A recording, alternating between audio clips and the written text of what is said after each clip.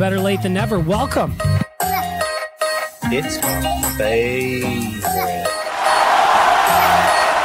Fucking Anton Lander. Really like the back up shower like that. Mm-hmm. Bag milk. Yes, sir. This is Cesus. Hello. Cesus.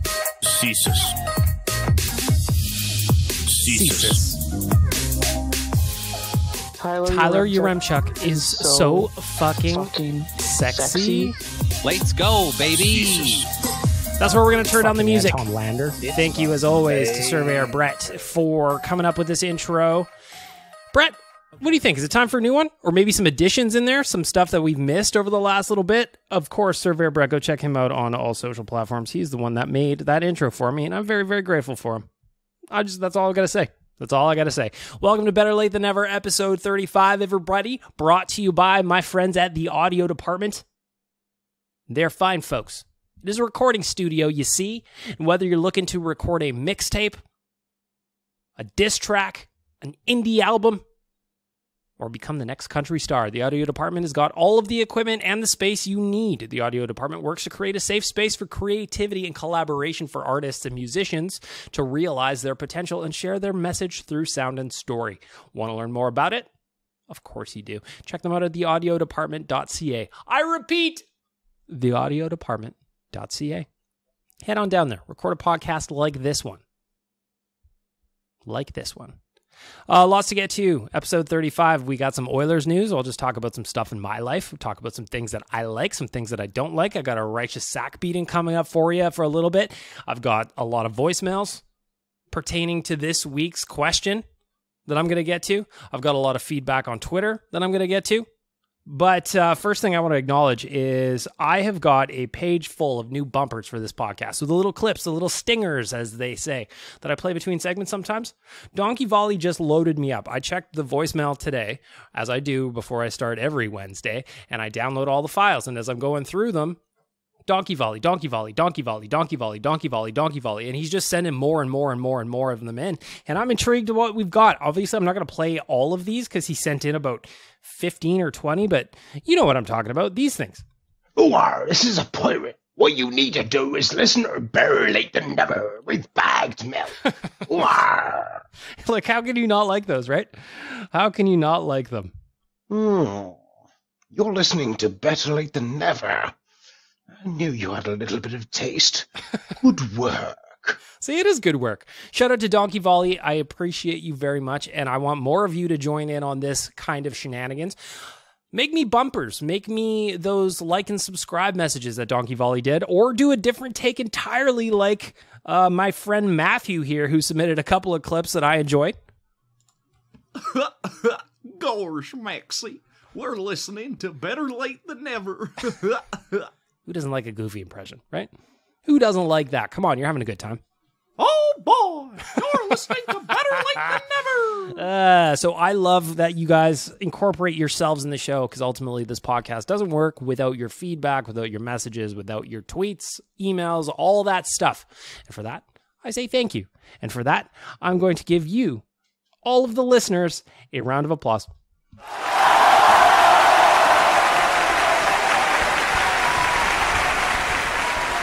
Let's go, baby. All right, getting down to business. A couple of things I want to mention before we get to some of the Oilers talk, before we get into the news. Last night, the second time I got to go see the Edmonton Riverhawks down at Remax Field. What a great time that is. If you haven't had a chance to go watch the Riverhawks play yet, first of all, the upgrades they've done to the stadium have been fantastic. The scoreboard looks great. The field, fuck me, is that field level, boy.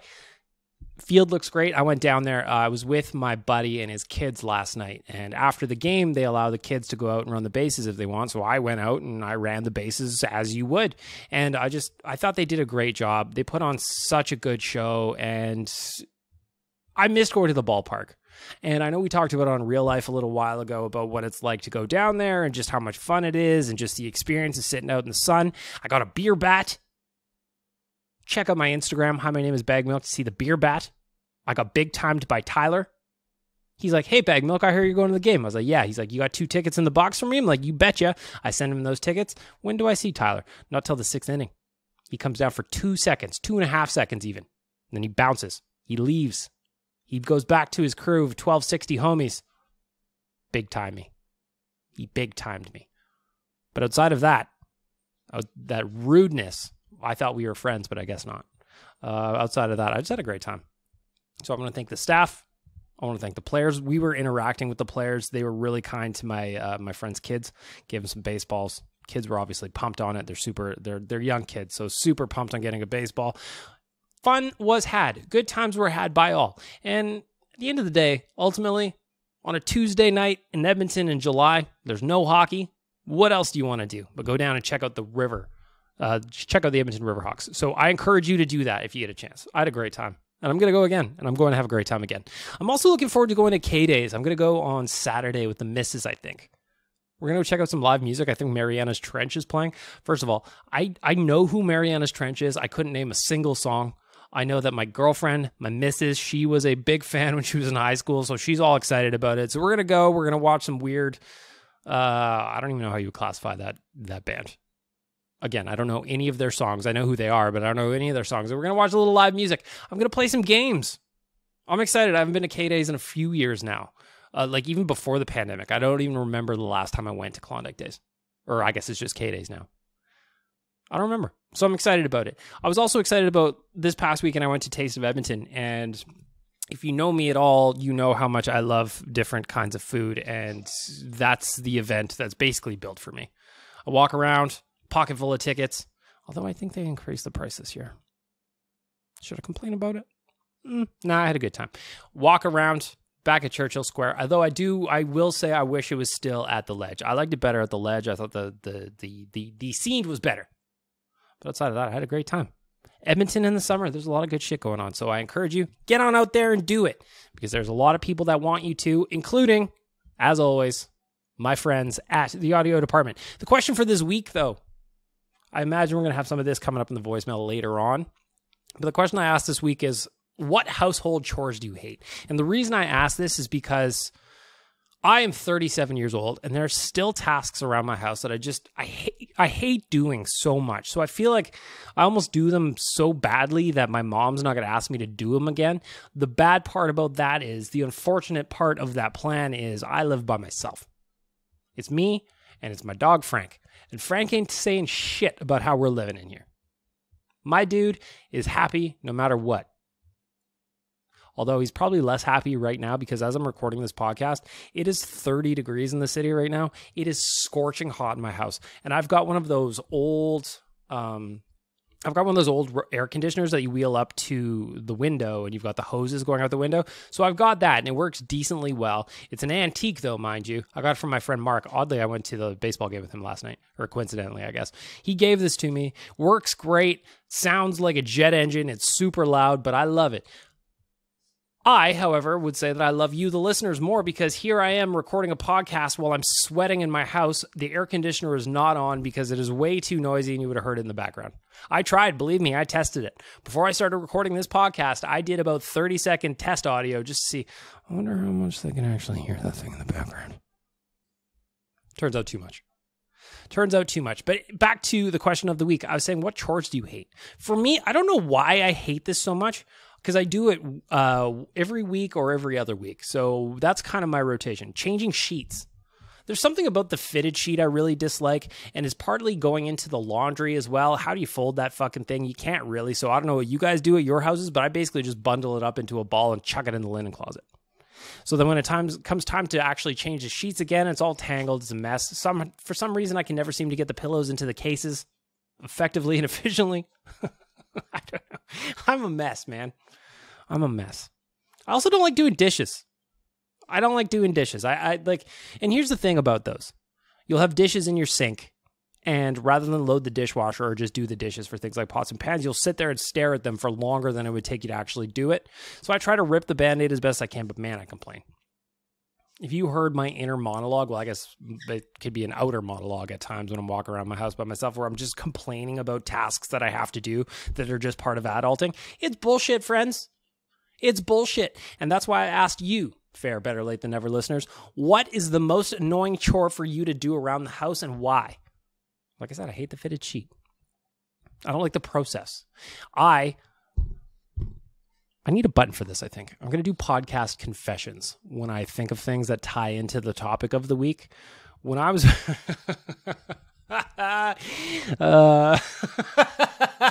when I was about 22, I was still living at my dad's house. So I was about 21. I was living at my old man's house. And again, as I just mentioned, I hate putting sheets on my bed. And I don't know why, because sleeping on fresh sheets, that is one of the best, simplest pleasures in life.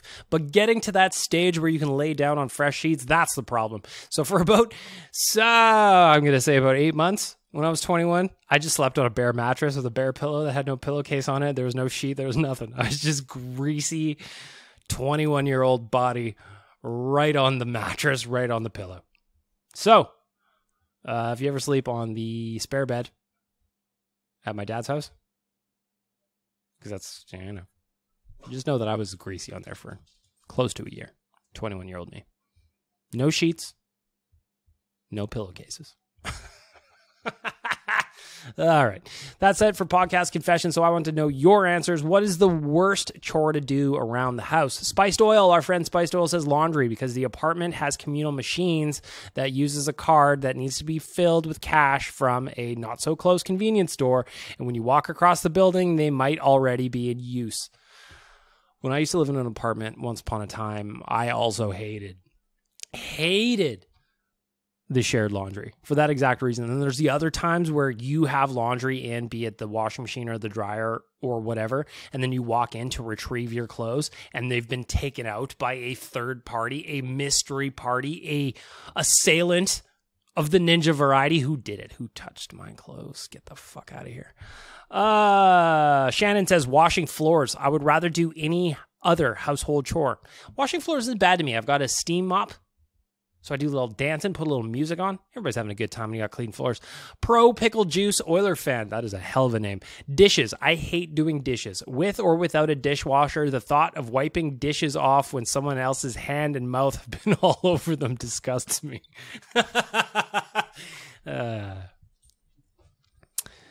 Sinky. I want a dishwasher I can fill that empties itself automatically, because emptying them is the worst. Emptying the dishwasher is not. Does anybody else do this? Podcast confessions. Anybody else do this where you have a clean dishwasher, everything's been cleaned, but your version of emptying it, again, maybe it's just me because I live by myself, is retrieving one plate and one fork and one whatever at a time as you need them, and that's how you unload it over the course of the week or days or whatever? Just me? No? All right. Washing walls and dusting. Maybe it's, this comes in from Dirt and Diploma. Washing walls and dusting. Maybe it's because I don't do it regularly enough that it sucks so much, but I just despise it. Whereas Cameron adds in, never move anything around and you'll never know what needs to be dusted. I actually, this goes into the righteous act beating that's coming up a little bit later, but I bought myself a new toy, and part of that was I had to dust off the area in which I put it, and it was gross. I'm just being honest. Right now, I hate doing the dishes, sends Stacy. The standoff is real. Again, that's what I'm talking about. We be staring dishes down, sometimes for days or hours, when it really only takes a few minutes or whatever it is to actually clean them up. William says, cleaning the baseboards. My back can't take that kind of labor for a sustained period. Amen, brother. My back's hurting sitting in this chair. Our boy Donkey Volley says, emptying the kitchen bin. I fear the drip noise of bin juice that immediately makes me want to burn the house down. So a while ago, this is one of the first episodes of the podcast, somebody asked, like, what advice would you give to somebody who's just moving out into their own for the very first time? And one of the things that I said was, because this is what I did when I moved out of the house, I bought no-name, cheap-ass bulk garbage bags. That is the worst idea ever. Buy expensive garbage bags so that you don't get the bin juice, as Donkey Volley says. Don't do it. Dangerous Wade says, having to do dishes after you cooked is a war crime. I agree with that. If you cooked, you shouldn't have to clean dishes. You shouldn't have to. So I agree with Dangerous Wade there. Let's help each other out up there. You cook me dinner, I'll do your dishes. Why not? I mean, I might stare at them for a few hours. Might have a cocktail. I might leave your house with the dishes undone and be like, oh, I forgot. I gotta go. But it could happen. It could happen. Lynn says, picking up dog shit. Actually, you know what? As somebody who also has a dog, that is Frank. Out. Hey, get out of there. Get out of there. Get out of there. Frank is underneath my TV. Go. Frank, get out of there. Out. Yeah. Picking up dog shit, I don't really mind.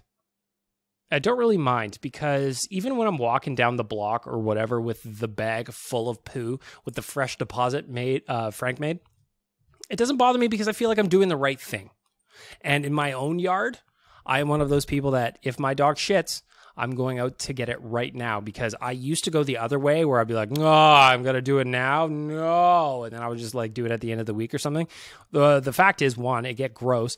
Two, if you have poos trapped under the snow when it snows here and then it melts the following spring, you are having a soggy mess that will ruin your fucking life if you don't pick that shit up right away. Don't do it. Don't do it. That's all I got to say. That's all I got to say. Williams, I tweeted before we started that I had to turn off my ancient air conditioner that I was just talking about to record the podcast so you don't hear the noise. William chimes in on Twitter, said, throw some ice cubes down your boxers. Briefs, commando. Could be dicey if you follow my advice. Could be dicey. Ice cubes down my undies? Well, I do have a ice maker that I just bought. It's one of my favorite possessions. I have all the fresh ice I need for my undies, you know? Anyway, if you want to chime in on the topic of this week, what chores you just hate? We're all adults out here. We all understand each other. Another one for me sometimes, I don't know if this is it's not a household chore, but like it's a weekly activity, is going to the grocery store. We talked about this last week. What a hassle that is at times. I was talking about this with Wanye this past week, actually, where I might turn into a grocery delivery or a grocery curbside pickup guy. My friend Mark, again, I went to the baseball game with him last night. He hasn't gone into a grocery store, and I'm going to say probably 3 years. My guy's always doing curbside. He loves it way better. Makes the order from home, does it on his couch while he's watching TV. Boom. Picks it up. Done. I might turn into that guy. But we'll see. Plenty of time to get there in my life. It's not that annoying after all. It's not that annoying. Although I do like to spend a lot of money at the grocery store. Why? Inflation. And because I like snacks. It's time for the news.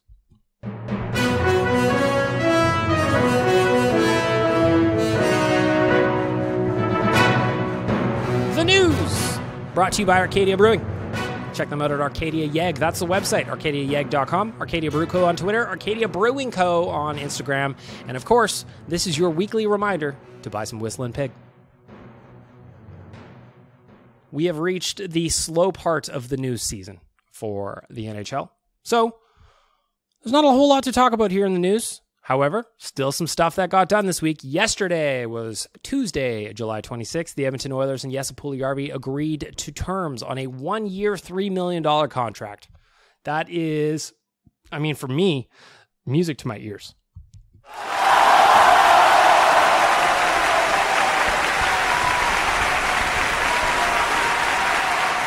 If you listen to this podcast or ON Radio or even real life for that matter, for any length of time, and you've heard my take on Puljujarvi, I think there's more there, baby. I think that there's upside that is unrealized. I look at the way he started last season where he had 23, I'm going off the dome here, 23 points in 28 games, something like that, somewhere in that ballpark.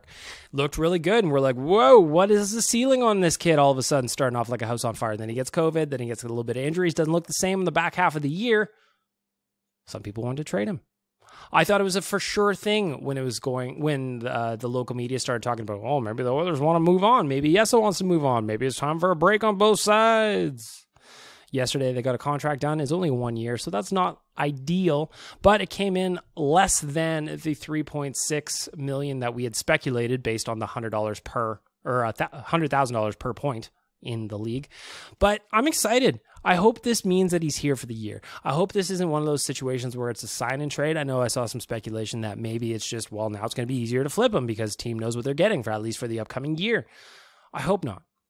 I hope that, yes, Puljujarvi is going to be with us for the season. I hope he has a productive season. And then at this time next year, in July of 2023, we are talking about a long-term extension for the kid.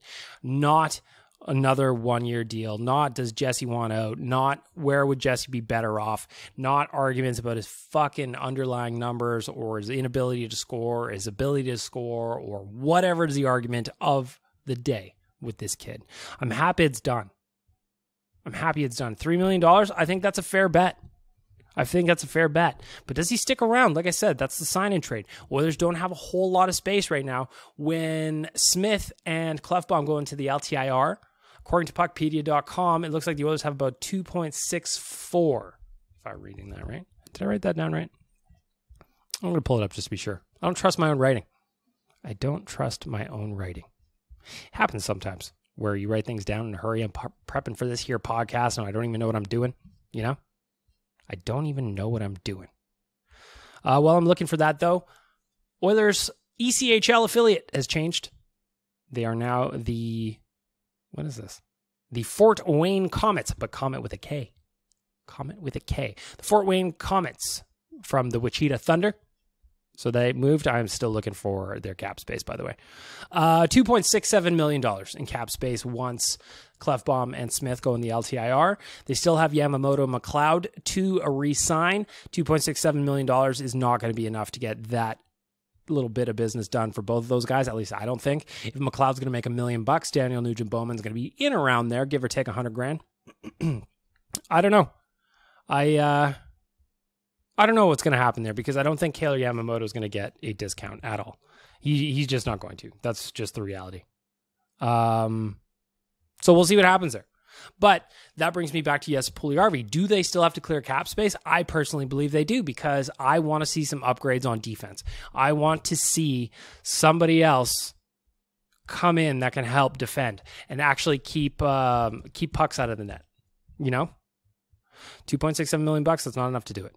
So what do? Do you trade Yessa? I hope not. My thought would be, why would you do that when you could probably, and I don't even necessarily want to trade him, but I think it's the better option, is trade Warren Fogle.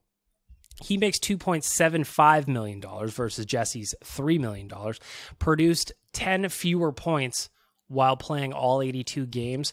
Yessa did not play a full season. He only played in the 60s. I'll get you the exact title. Again, I can't read my own writing. But I think that if you're going to move something, it has to be Puljujarvi. Or it has to be Warren Fogle. It just, think about the lineup this way. If your top six is more or less set, which it kind of is, your third line winger, left winger, is probably going to be Dylan Holloway. If Dylan Holloway is your third line left winger, at least to start the season, that pushes Warren Fogle down to the fourth line. You can't have a $2.75 million guy on the fourth line. You just can't. We just did this experiment with Cassian. You can't have it. And that's not to say that I don't like Warren Fogle. I actually got a lot of time for Warren Fogle. I really do. I think that he can be a player that's going to contribute. But I don't know that I don't know that's going to do it. I don't know that his 26 points in 82 games is worth the money when you just signed Jesse Puljujarvi 36 points in only 65 games. So what do you do? I'd like to hear from you. Hit me up, JSBM Bagmilk on Twitter. Hi, my name is Bagmilk on Instagram. I just want to know what you would do here because I think that they still need to clear some cap space. I still think they need at least one shutdown defenseman. Can you flip Barry for that guy? Maybe. But how do you make the money work? That's the problem that we're working here. We got a puzzle, we've got some pieces, but we're going to need to clear some shit out to get everything all together. Another news, yesterday the Oilers announced that Mark Stewart has been brought on as an assistant coach. You may remember the name from his 673 games played between the Bruins, the Atlanta Thrashers, and the Winnipeg Jets. So with old what's-his-beans going to New York Islanders, I don't remember that guy's name, Wiseman? Something like that. Mark Stewart brought in. And that fills out Woody's coaching staff. And it also gives me an opportunity to play the Jay Woodcroft song. Who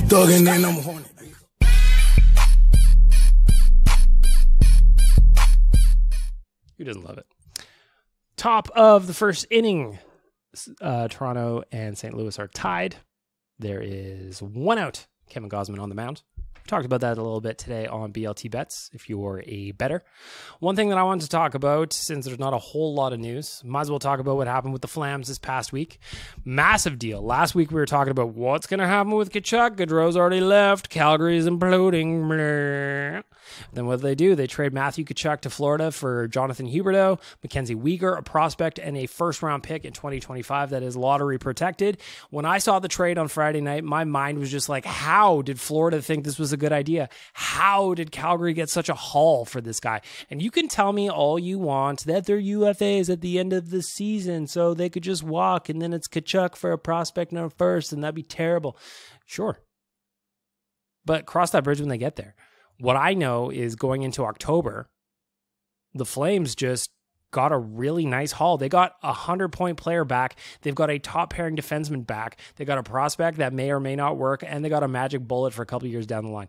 What kind of haul is that? What is Zito doing in Florida? Because he got fleeced, man. And if anybody is going to get fleeced, I would rather it be the Flames that get fleeced. They're not supposed to be the fleecers. They're supposed to be the fleecies. That wasn't what happened. Battle of Alberta is going to look different this year. Jonathan Huberdeau, I think he's probably closer to a Gaudreau replacement than a Tkachuk replacement. But it's going to be interesting. I think Calgary's going to win a lot of 2-1 games this year because their defense is going to be one of the better ones in the league. You know, losing good Branson and then upgrading him with Weegar, what a trade-off that is on the back end. You know, so I think they're going to be a good defensive team. I don't know where they're going to get their goals from. I don't know that Mangiapane is going to score 35 or whatever he got again last year. I don't know if Lindholm will be a 40-goal guy without Gaudreau and Tkachuk on his line. We'll find out. But for the Calgary Flames, and from a Flames perspective, it annoys me when they do things right. And on Friday night, when they made that trade, they did something right, and that sucks. That sucks. You can't tell me that you can't make blockbuster deals in this league. Because those two GMs just did it, and I don't know how Brad Treliving pulled it off, to be honest. Unless he went up to his dad. Is it Jim Treliving? Pretty sure. I'm going to Google it. I think it's Jim Treliving. Yeah, Jim Treliving, founder of Boston Pizza. And he's like, Dad, I need you to kick in a lifetime supply of Bandera pizza bread for this trade to go through. And he's like, boy, I got you. I love you, son. I'll kick in all the Bandera pizza bread you need to make this deal happen. Even some of those monster cookies from back in the 90s. Do they still have those? I have no idea. But I don't like to see the Flames doing things right. That annoys me. Bothers me. I dislike it. You should dislike it too. Another thing that came up today that had Oilers fans up in arms a little bit, over at The Athletic, Dom Lucian had been ranking NHL contracts, best and worst. It's off-season, man. It's late July. What else are you going to do? Darnell Nurse's contract that pays him $9.25 million that kicks off this year was the 5th worst contract according to Lucian. And I don't know if that's fair. I think it's an overpay. I really do. But given Darnell Nurse's importance to the Edmonton Oilers, I mean, what were you going to do? I mean, not sign him after a heater of a season in the All-Canadian division. That's probably the first step. But what were you really going to do, you know? Had to get it done. Darnell Nurse last year for the Oilers averaged 25 minutes and 3 seconds. He had a 53.4 Corsi 4 percentage. His zone starts were roughly about even at 50.9%. But obviously this is a player that's important for the Oilers. Very, very important for the Oilers. He is someone who's going to play the most minutes. He's someone that is going to play the toughest minutes. And we're going to see how it goes. Do I like the contract? No, I don't. But the way I'm justifying it in my brain is I'm averaging them. I'm going to take Nurse and I'm going to take Kulak and I'm going to divide them by 2. Add them up, divide them by 2. Everybody's making $6 million. At least in my head, that is wild overpay on Kulak, but about fair for Nurse.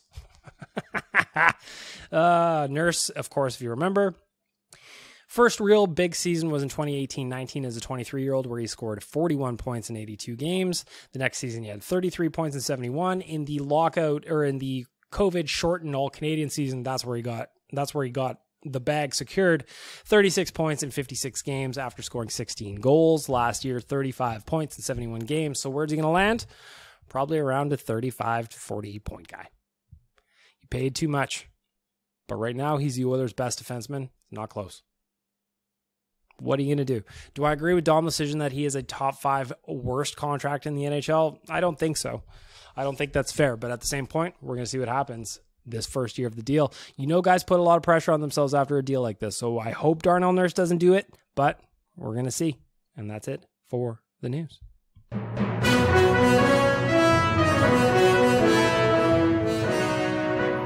The news brought to you by Arcadia Brewing. Check them out at arcadiayeg.com. That's the website. Arcadia Brew Co. on Twitter. Arcadia Brewing Co. on Instagram. Have you bought Whistling Pig yet? Did you do it? Well, the news was on. Did you run in and buy a 6er? I think it comes in a 4-pack, actually. It's the big cans. I don't remember now. It's been a while since I've had it. It's been a while since I've had it. You're listening to Better Late Than Never. What you need to do is leave a nice little review. Like and subscribe. Next. You want to see a man, boy? I'll show you a man. Kick me in the jimmy.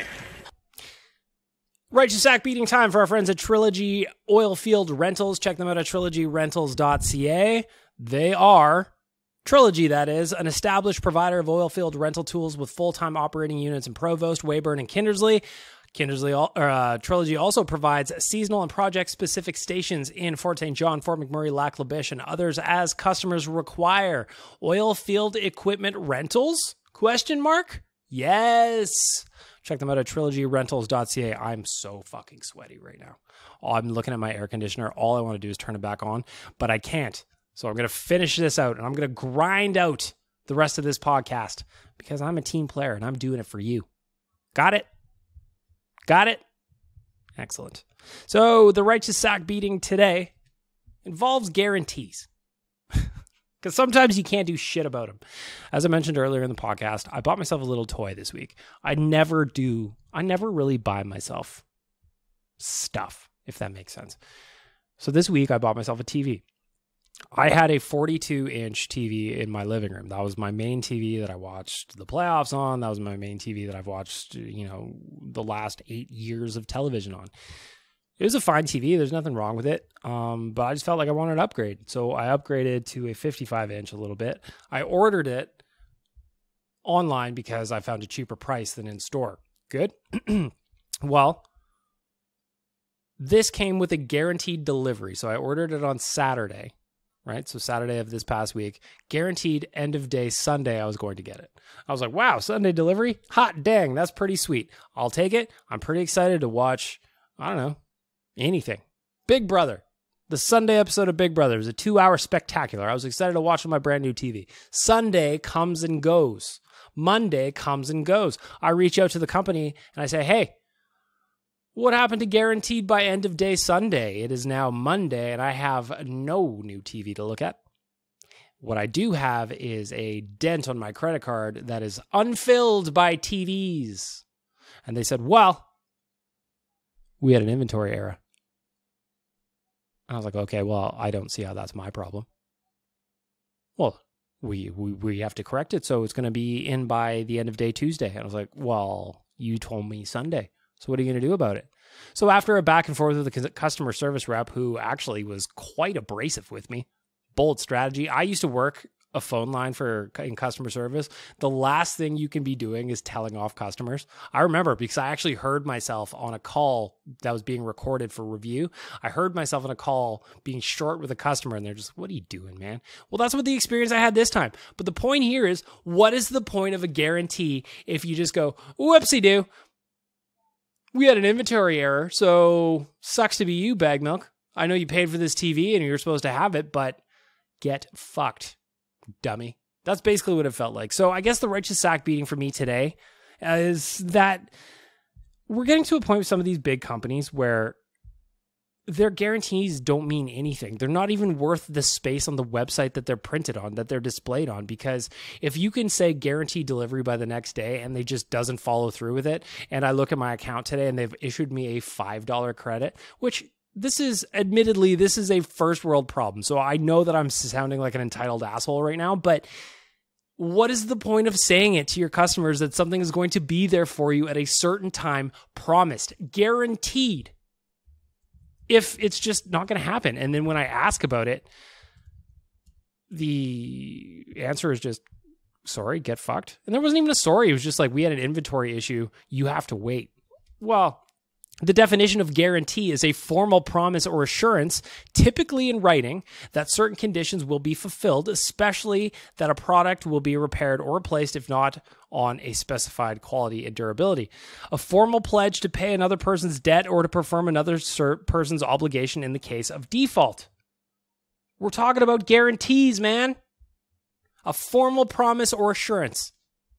I had it, but did I get it? No.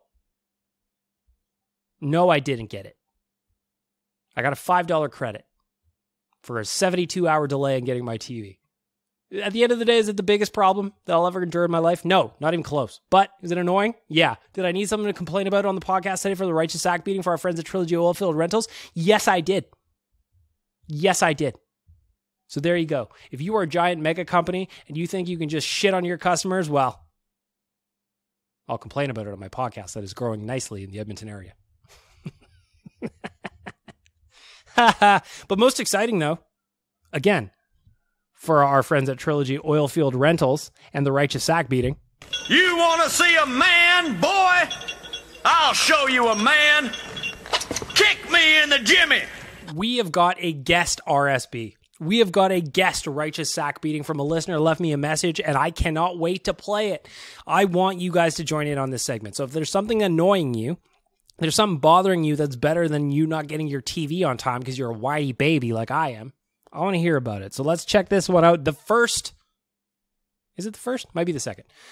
I'm playing it at the right time, though. That's what's important. So our friend at Trilogy Oilfield Rentals, we have a listener submitted righteous sack beating. All right, so I'm going to preface this by saying this is nothing personal. For this, I like where this is going already. It's like when you're going to insult somebody, but then you preface it with all due respect, you're a real asshole. Anyway, let's go. Righteous sack beating, and more often than not, I probably agree with his takes. But with that being said, my righteous sack beating goes to Jay trying to constantly trade away Dad. I think it's true. Jay has been trying to trade Evan Bouchard for years. Since he was still playing in junior with the London Knights, Jay said, first of all, he didn't have the fire. Now he can't defend. I don't remember what he said on Real Life the other day, but he is not a Bouchard guy, and I don't get it. Is it the goofy look on Bouchard's face? That's all I can think about. Sometimes he's in dad mode, man. He's in dad mode. He's got shit to pay attention to, and it is not you. So, on to the RSB. that would be a terrible mistake. I think it's a terrible take. You know, young right shot D with a cannon. Like, we would instantly be trying to find a way to replace him. You know, like, it just doesn't make sense to trade him.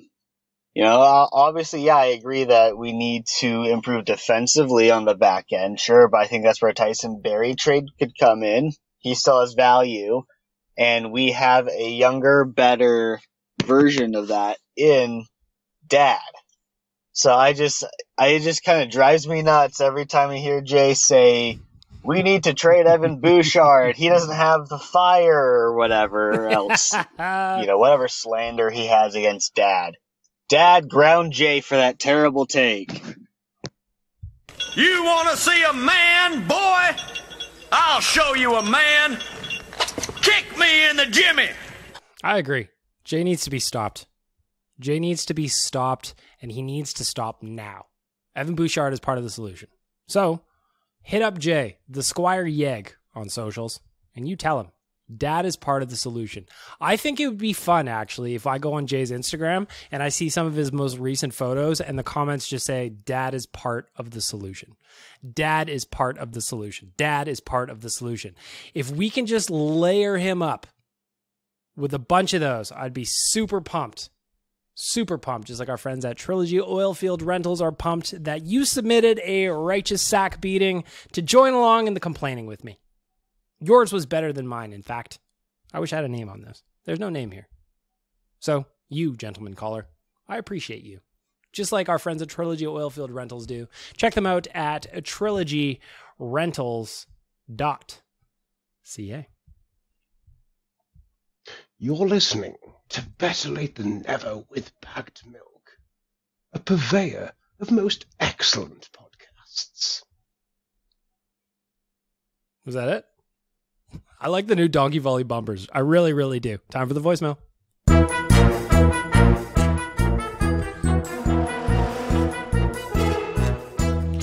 The voicemail is brought to you by my friends at Rig Hand Distillery. Check them out at righanddistillery.com. That's where you find the tour and tasting coupon. I've been talking about it for weeks. Why haven't you gone yet? Why? Check them out on the website. Look at their wares. Buy a bottle of Brum. Buy a bottle of Double Double. It's delicious. Follow them on socials. righanddistillery.com. One of my favorite segments every time we do a podcast, the voicemail, where you get a chance to leave your takes on the podcast and just kind of let me know what's going on. First message. Let's hit it. This is Better Late Than Never with Bagged Milk. Let's be honest, we've all been to Superman. I swear, I thought that I had all of the Donkey Volley bumpers off, but I guess I did not. Good people with the shopping trolley across the place, on the phone to their fat children. You all want them to die in a house fire, but we can rise above this. We can rise above this. We are better than this. Better late than never. That was very erotic towards the end there. Very sultry indeed. Voicemail number 2. Odd. My name's Ewan. I'm 13, and I love. Whoa. What did you just say? 13? Odd. My name's Ewan. I'm 13, and I love watching Oilers Nation podcasts and All Nation podcasts. I want to do it when I'm older. I want to do all of your guys' jobs. I've got a couple questions. Sure. What do you think is the best Oilers move that any GM's ever made for the Oilers? And So I'll stop you there because I imagine the second question is coming. Best move ever? You know what? And I hate to say it because of how it turned out, but and you're only 13, so you don't even know this. Go back, Google it. When the Oilers traded for Chris Pronger, that trade was ridiculously good for this team. He was one of the best defensemen in the league. We were all hyped on it. We were all pumped on it. So the Oilers traded Eric Brewer, Doug Lynch, and Jeff Woywitka on August 2nd, 2005 for Chris Pronger, and that trade was absolute magic. Absolute magic. It bums me out how things ended, obviously. But man, the one to bring him in, that was a fucking hell of a move. Hell of a move. Earmuffs, I apologize for swearing. Question number 2. And what is the worst jersey that has ever been released or worn as an Oiler? Worst Oilers jerseys. So a lot of people, I think, are going to default to the Todd McFarlane, the gear one. I think that's coming back as an extra this year, isn't it? But I think a lot of people will default to that one. I actually liked that jersey at the time. I still like it now. So my worst ones, I didn't like the oranges they've worn the last couple of years. I'm just going to say it. The 2017, that playoff run, the 2016-17, that season where they went to the playoffs, that orange jersey was okay with the big numbers on the shoulders. I have a Nugent one in that one. I actually liked that one, but these last orange ones, I have one of those too. I have a Nugent Hopkins of that as well. It's just not my favorite. Though I just don't think they're great. But the absolute worst, I'm going to try and find what era these were.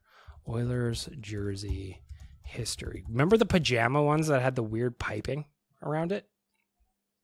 Oh yeah, here we go.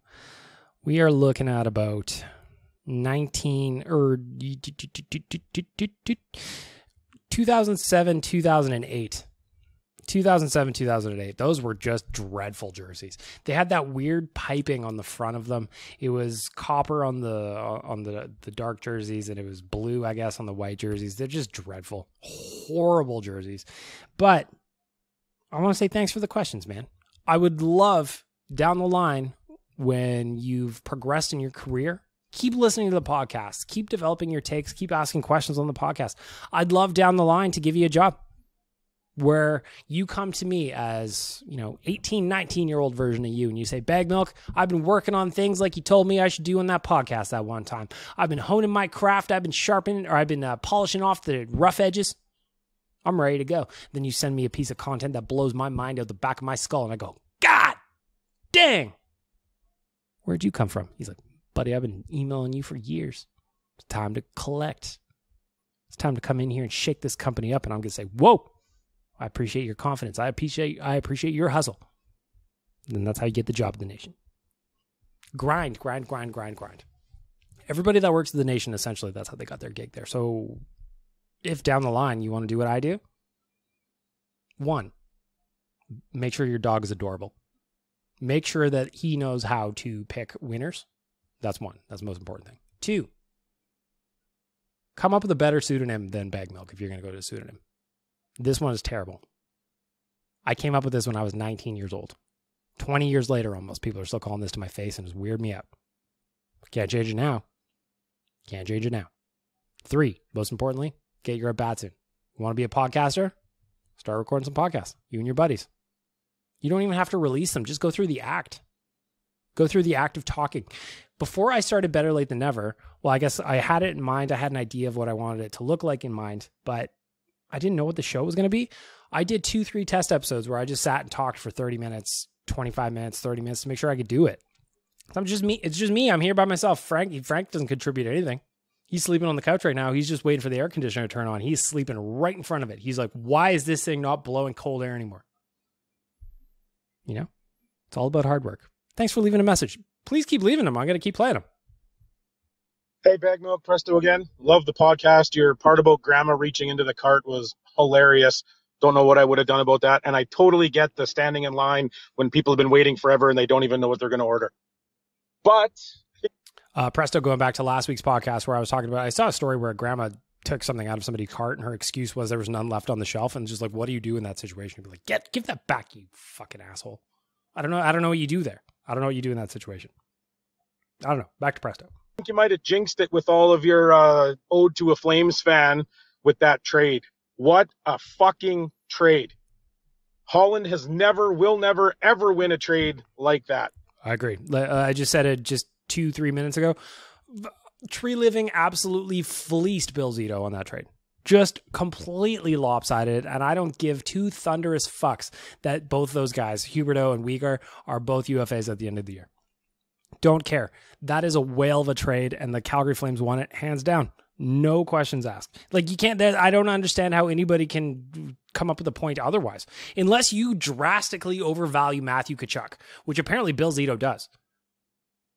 I don't understand it at all from a Panthers perspective. Hell of a player, don't get me wrong. Tkachuk is going to help them. He is in the prime of his career, and they got him locked up long-term. That is a great part of that.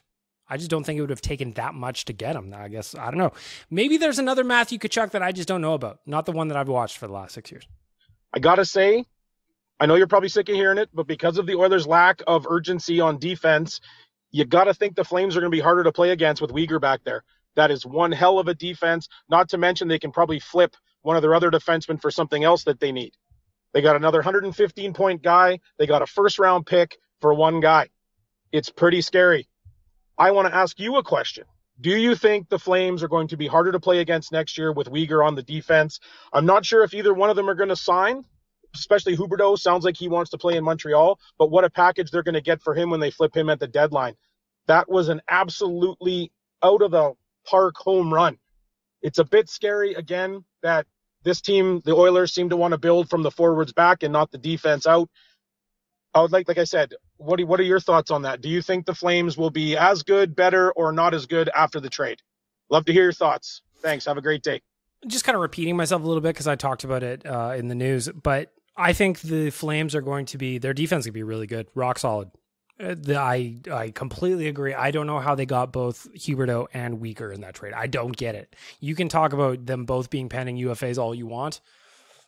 Re-sign one or both of those guys, that trade is a win. So yeah, defensively, they're going to be rock solid. Good Branson out, Uyghur in. That's an upgrade all day. As for how they score the goals, that's what I don't know. Huberdeau's a hell of a player. He's a 115-point player.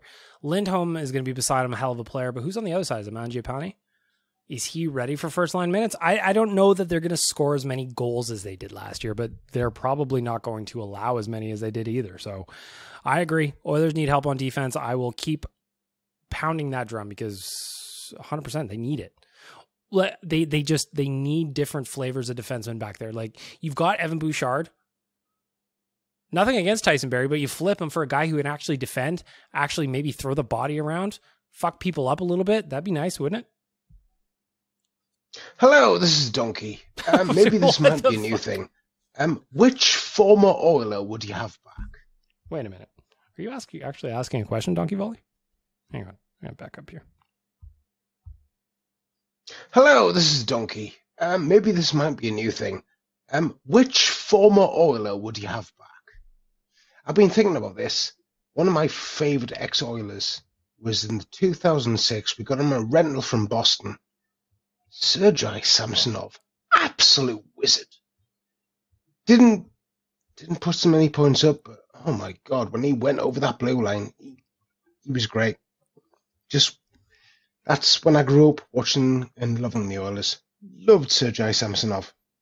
Yes. I love that you've got a soft G on Sergei Samsonov. Sergei, I'll take that. Sergei Samsonov, he was a hell of a player. I loved him. Ironic. Fun fact. Did you know it? You might have known it, but I'm going to tell you anyway. The pick that the Oilers sent to the Bruins for Sergei Samsonov turned into Milan Lucic. Did you know that? Did you know that? Did you? So you've come to the master for guidance? Which former Oiler would I bring back? There's a bunch. If we're going back to guys in their prime from years ago, Hemsky I loved. He got traded probably a little bit too late. Taylor Hall, I loved him, although he's kind of winding down now. Jeff Petrie, I liked him a lot. I mean, you could do this all day with the Oilers. They've traded so many good players over the years that it just... Lubomir Visnovsky, remember him? Hell of a puck-moving defenseman. I don't think he wanted to be here, but he got flipped into, Ryan Whitney or something? Some shit like that. Either way, there's so many guys just off the top of my head that I would love to have back. Love to. Pronger, I just talked about him. How about him? There's my answer. Hey, Big Milk. So in regards to your last week's episode about annoyances in the grocery store, I have one that's not related to the grocery store. I just think it's very, very relevant. Now we're talking. I'm always ready for callbacks to last week's episodes or previous episodes. If you want to leave me a voicemail and chime in on the topic of the week from last week, let's do it. This one's from Nick. I want to know what annoys you, my friend. It's when there's some type of road construction and a 2-lane road becomes a 1-lane road. And they have it clearly marked that there is construction and there... I already know where this is going, and I can feel myself getting pissed off about it too. It just happened to me today if this is where I think it's going, it just happened to me today on 104th Ave coming west to come home from the office. There's going to be a bottleneck, more or less. Like, you're driving into Edmonton, and they have signs in, goddamn Red Deer saying, hey, get over. And they give you plenty of warning. And there's always that one asshole who waits till the very last second, drives right up to where the 2-lane becomes a 1-lane, and sits there with his signal light on. It's like, hey, let me in. Hey, let me in. Yeah. And it's like, dude, they gave you clear warning. And it's always some rich asshole on his phone who thinks he's better than everyone else. We're like, oh, I don't need to follow the rules. I'm just going to cut in front of everyone. I'm like most people. I get over when I can, when it's safe to do so, giving myself plenty of room because I don't want to be that guy. And what honestly might be the bigger annoyance is that I always seem to let that guy through. Every time I see that, I'm like, what an asshole. I'm not letting that guy in. And then I always seem to let the guy in. I don't know if that's just me or not. Anyways, thanks, Big Milk. Go Oilers. Nick, I couldn't agree with you more. Like I said, this is exactly what I thought you were going with, this comment, and it just happened to me on 104th Ave coming west.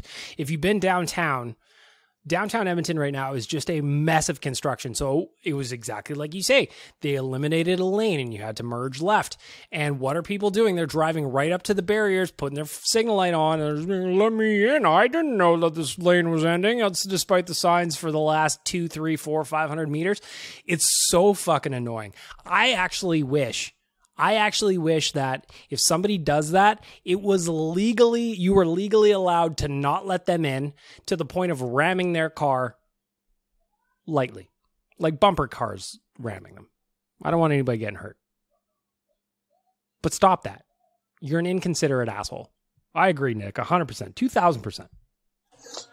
Hey, Big Milk, Red Man here. First time, long time. What's going on, Red Man? Most annoying chore around the house. Definitely doing dishes. A lot of us don't like doing dishes. I wonder if Redman's going to be like me. I bet he is. I can hear it in his voice. He's looking at those dishes in the sink. He's like, fuck these dishes. Comes back 6 hours later. He's like, fuck. Maybe on the next day. Damn it. We'll see. Redman? Can't stand them. I'll cook all day. I love cooking. Hell of a good chef, but doing the dishes at the end of the day is just a pain. So my question to you, are you a cast iron man or not? Because I personally love the cast. It's about as solid as our new goalie tandem. Anyway, have a good one. You know what? Keep killing them stir fries. I know you do it well. I do it well. Do I talk about doing stir fries here? Have I talked about that? I fucking love making stir fries. I love it. Get me some fresh noodles. Just make some noodles up, some fresh veg. Put a little cup, maybe whip up my own sauce. But cast iron, no, I don't have the discipline.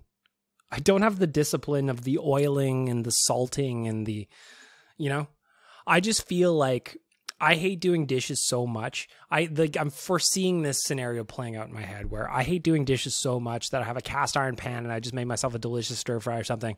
And I'm like, oh, I got to oil it or salt it or whatever the fuck you got to do with those pans. So I'm just like, nope. And I just throw it in the dishwasher, not thinking. And then I pull it out and it's all rusty. And then I need to bring it somewhere for like a smarter person to refinish it or however it works. Point of the story. No. I am not a cast iron guy because I'm not an adult enough. I'm not grown up enough. I'm not ready for it. I can't handle it.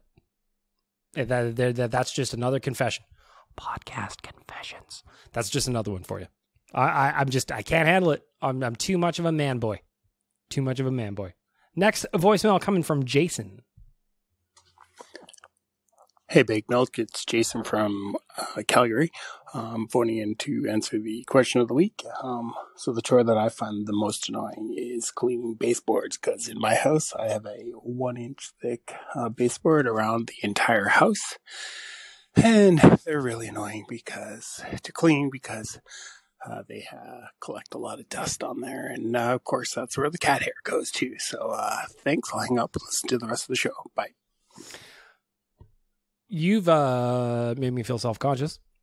How often are we supposed to clean our baseboards? Just asking for a friend. I mean, I do it, but it sounds to me like podcast confessions that I'm not doing enough. That voicemail has me right now looking around my baseboards, and I'm not feeling so good about myself. All right, well, I guess I've got a job to do when this is over. Last voicemail for the week. Most annoying chore. Okay, this one's more easier for me to answer. My boy was. As you said, calling me out last podcast, saying how I live at home. I do a fair share of chores. However, I don't have one that really annoys me. I enjoy helping around the house.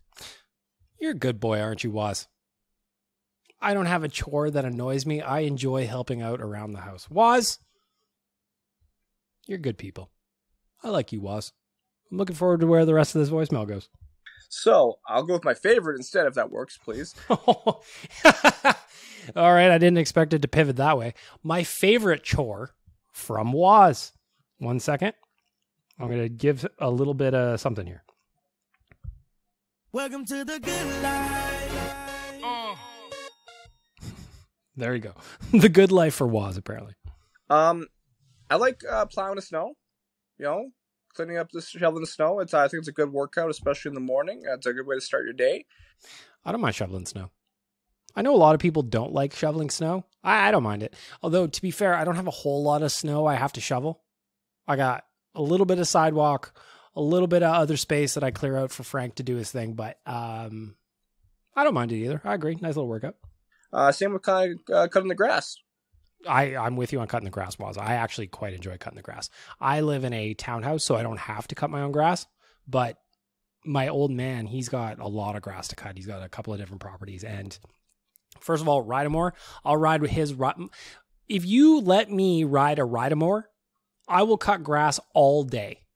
All day. I love it. I'll put some tunes in, just cruise around. I'll make that shit look good. I'll do a good job. Even a push mower. I don't mind that. Go out to my sister's cabin near Alberta Beach. I cut the grass there. She's got a big lot. Sometimes you got to cut the grass.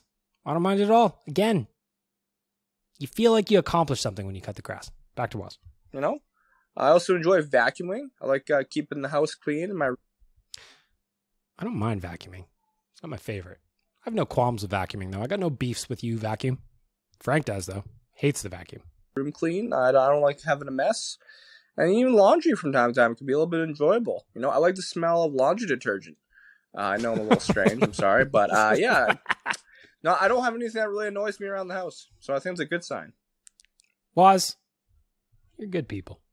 I also enjoy the smell of fresh laundry. I do not enjoy doing laundry. Although, to be fair, it's not really me doing the laundry, is it? It's the washing machine doing the laundry. It's not like I've got a washboard out and I'm fucking scrubbing shit in like a big barrel or something, you know? However, counterpoint, I hate putting my laundry away. That I'm one of those people, if we're talking about most hated chores, putting laundry away, do not like it. I will have clean clothes in my dryer for a week at a time, and I'll pull out socks and I'll pull out a t-shirt and I'll bring them into the bathroom and I'll steam it when I'm having a shower so the wrinkles go. I hate putting that shit away. Hate it. Hate it. I know it has to get done, but I don't want to do it, you know? There you have it, the voicemail for our friends at Rig Hand Distilleries. Check them out, righanddistillery.com. That's where you need to go. Check out their wares. Tour and tasting coupon is available there as well. Why haven't you gone yet? It's driving me crazy. It's a good time. Enjoy your summer. Go do fun things like the tour and tasting. Available at Rig Hand Distilleries. And there you have it. Another podcast in the books. I want to thank all of you for joining in with me on another episode of Better Late Than Never. I love this podcast. It's a lot of fun, and it's all because of things like the voicemail and you guys chiming in with your feedback. Please keep it coming. Please leave some reviews. No new reviews. Please subscribe, though. Please tell your friends. Numbers are doing really well in the pod. I'm super excited about it. So I want to, and in closing, World Juniors coming up in a couple of weeks at Rogers Place here in Edmonton. If you want tickets, check them out through the IIHF website. You can get everything you need there to check out the next stars of the National Hockey League, the World Juniors, happening in August. That doesn't happen. Never happens. It's going to be a unique experience. Go to the rink in shorts. That's mighty nice instead of freezing like you normally would in January. Get tickets now. And I also want to just send off by saying thank you to the audio department, stepping in as the title sponsor, Trilogy Oilfield Rentals, Arcadia Brewing, and Rig Hand Distilleries. That is the podcast for the week. Thank you guys for being here. Thank you as always. I'm going to turn my air conditioner back on right now.